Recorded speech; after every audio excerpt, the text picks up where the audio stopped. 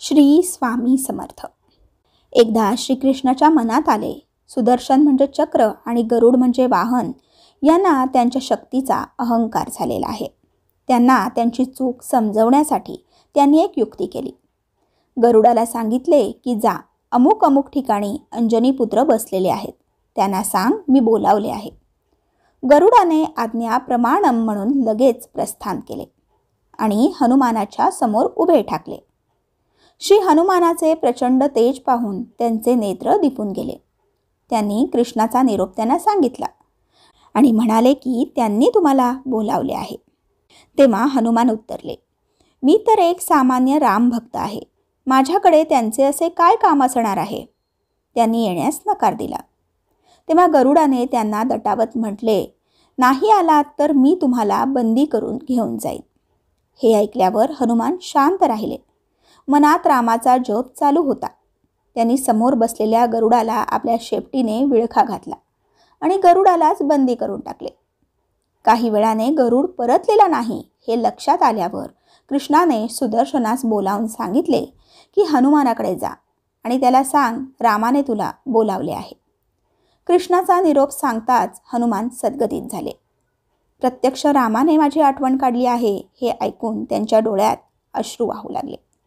परंतु सुदर्शनाचा एकंदरीत आविर्भाव पाहून हनुमानाने त्याला आपले रौद्ररूप दाखविले आणि त्याला चिमटीत पकडून आपल्या दाढेत बंदिस्त केले आणि तात्काळ क्षणाचाही विलंब न करता हनुमान कृष्णासमोर उभे ठाकले आणि नतमस्तक झाले. कृष्णाने रामाचा अवतार घेतला होता, त्यामुळे हनुमानाला कृष्णातील फक्त रामच दिसत होता.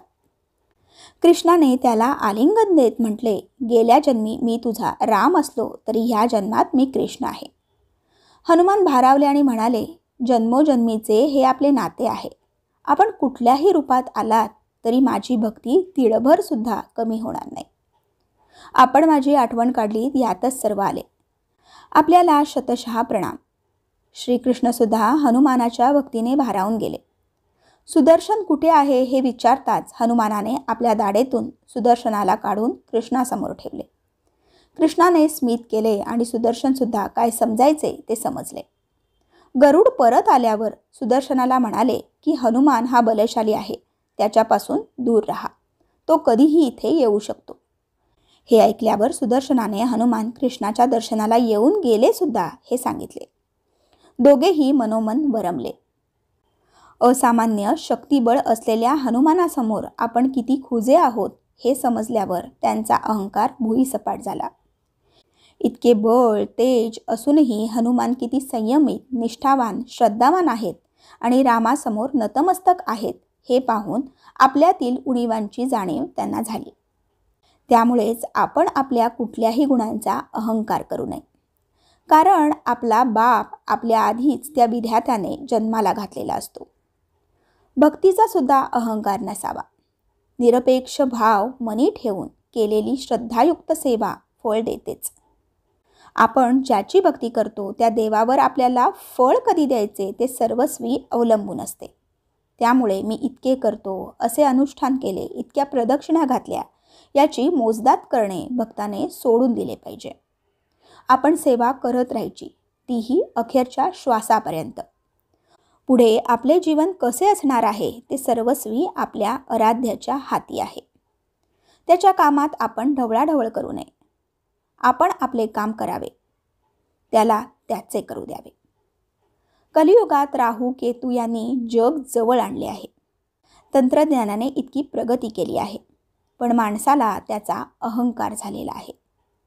सगळे आहे, पण मनाची शांतता कुठेतरी या जीव घेण्या स्पर्धेत हरवत चालली आहे. गोळी घेतल्याशिवाय झोप येत नाही आणि कितीही पैसा मिळवला तरी समाधान नाही.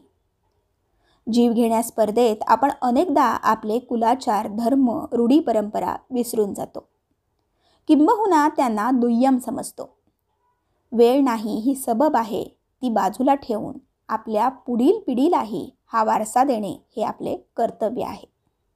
आज अजून हवे हे त्या मारुतीरायाच्या चरणी समर्पित करूया. खरं तर काहीच मागायचं नाही, पण अगदी मागायचे झालेच तर हनुमाना तुझ्यासारखा निस्सीम भक्त कर. हे तर आपण नक्कीच मागू शकतो. हनुमानाकडून निस्सीम भक्ती, निखळ प्रेम आणि भक्तीत असणारे सातत्य जर आपण घेतले तर आयुष्य एका वेगळ्याच उंचीवर जाईल यात दुमत नसावे. तर मंडळी, आशा करते तुम्हाला हा व्हिडिओ नक्कीच आवडला असेल. त्यामुळेच व्हिडिओला लाईक करा, शेअर करा आणि अशाच प्रकारचे नवनवीन व्हिडिओ पाहण्यासाठी आपल्या या लिसन विथ पूनम या चॅनलला नक्की सबस्क्राईब करा. धन्यवाद. श्री स्वामी समर्थ.